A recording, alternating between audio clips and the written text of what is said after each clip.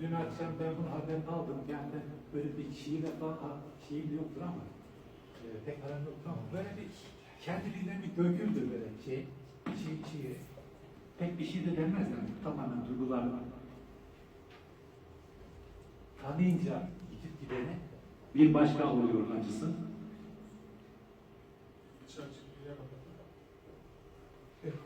Aslında Sesi yükseltiyor. Tanıyınca gidip gideni bir başka oluyor acısı. Hele bir de yüreğinize işlemişse sesi çınlatıyor bütün bedeninizi. Abdurrahim Hey böyle bir sarsıyorsa nasıl olacak aynı sonu paylaşan binlercesi. Yani bu tabii bu insandan dolayı biz tanıdığımız için tepki gösteriyor ama böyle binlerce insan var. Ha şunu da söyleyeyim. Aranızdan hiçbiri sizden nerede Abdurrahim Hey benim de akrabam ve yakın ne şeyi falan aynısın gibi. Ben kırık atarım ama size ne kadar uzaksa bana da o kadar uzak.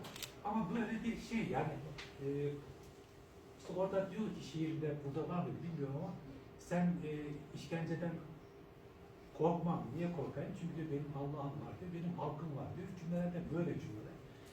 Ben de bunu tesadüfen bir arkadaş bana göstermişti. Toplam 2015 yılında resmi. Çok da etkilenmiştik o zamanlarda. Yani bizim tabii ki burada bütün her şeyi değiştirme şeyimiz yok ama bir şey olarak en azından vicdanlara hitap etmek.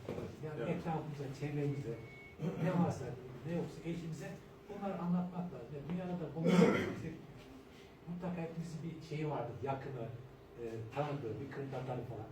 Belki bunlardan bir haber de olanlar da çoktur. Yani herkes dünya terazisi içerisinde. Şimdi ben soruları alabilirim eğer sorular. Tabii. Evet. Çok teşekkür ederiz.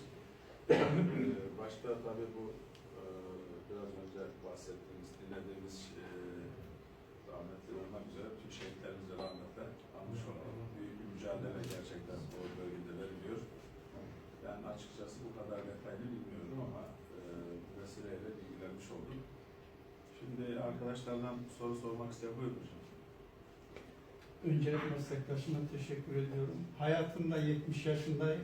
Ağlayarak okuduğum ve